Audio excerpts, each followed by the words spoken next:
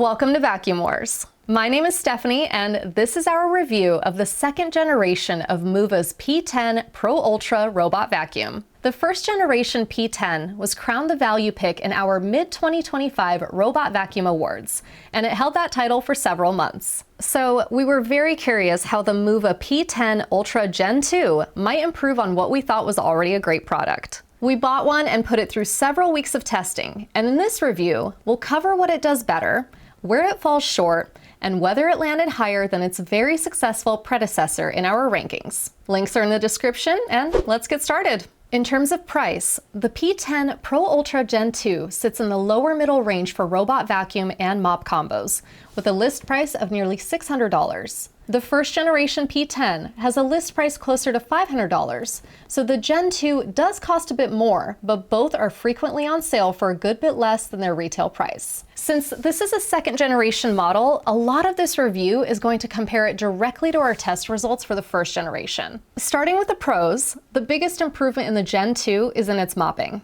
Both robots use dual spinning mop pads that extend for better edge coverage along walls and furniture, a feature that isn't always expected at this price.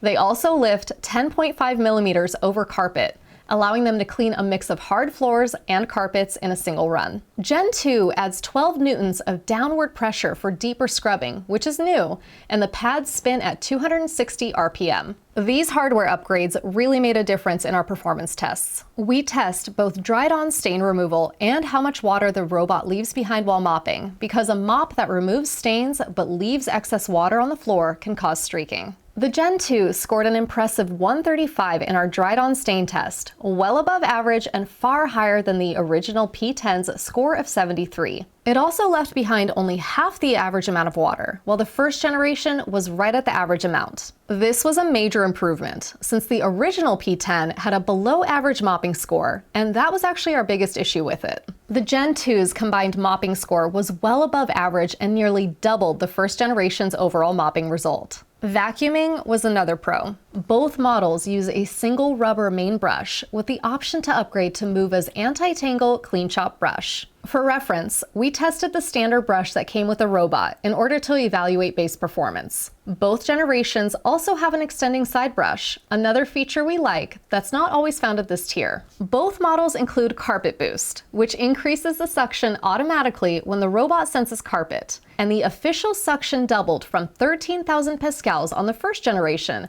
to 26,000 pascals on Gen 2. The Gen 2 and its predecessor both did a good job of sweeping debris of different sizes from the surfaces of both hard floors and carpets. But the Gen 2 stood out in our carpet deep clean test, where we embed sand into a medium pile carpet and then measure how much of it the robot can vacuum out. The Gen 2 scored a really impressive 89%, which was higher than the first P10's score of 81 and much higher than the average. The airflow bench test was an above average CFM, though the original had performed slightly better in that test. The dock is another pro, and both generations include a fully automated base station. The robot empties debris into a 3.2-liter disposable bag, and it also handles both mop washing and drying, and can detect dirty water to trigger a remop if needed. The Gen 2 increases the mop washing temperature to 212 degrees Fahrenheit, or 100 degrees Celsius, compared to the original temperature of 140 degrees Fahrenheit, or 60 degrees Celsius.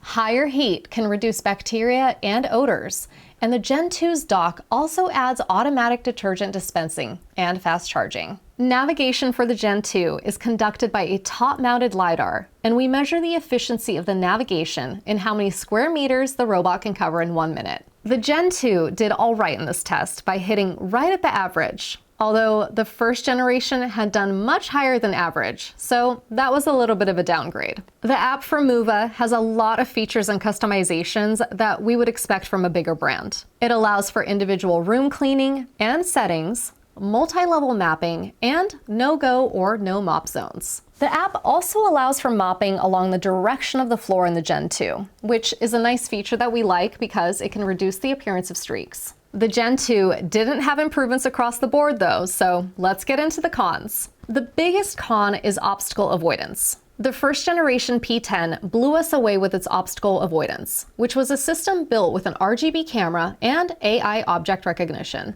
This was a pretty savvy system to have on a mid-grade robot, and we were a little worried when we saw that the Gen 2 had replaced the camera-based tech with a single laser sensor. The low-tech shift made an enormous difference in the Gen 2's obstacle avoidance performance. Between our standard tests and our torture test, the Gen 2 only avoided a total of 4 objects out of a possible 24. This was pretty terrible considering how the first generation had avoided a total of 19 out of 24 objects. We found the obstacle avoidance on the Gen 2 to be almost as bad as if it didn't have any at all, and it shared our worst obstacle avoidance score on record with the much cheaper MOVA S10. Another con was in hair management, both with pet hair on carpets and with our Tangle tests. In our flattened pet hair test, where we pressed 2.5-inch hair onto carpets to mimic real-world conditions, the Gen 2 removed only 52% of it, worse than the already below-average original P10. And in our 7-inch hair Tangle test, 48% of the hair got wrapped around the main brush, compared to just 4% on the original P10. We also found that its suction bench test was below average, despite the official suction increase, which was interesting. And we think this emphasizes that official suction numbers never really tell the whole story.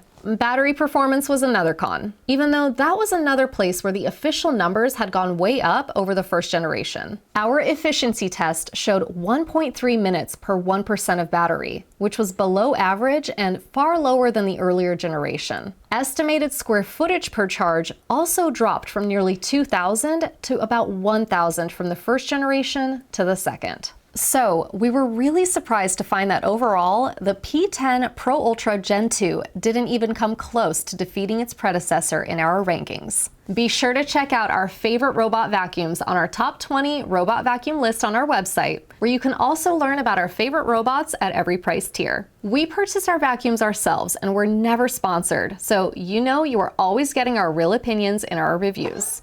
Don't forget to subscribe to Vacuum Wars before you go. Thanks for watching.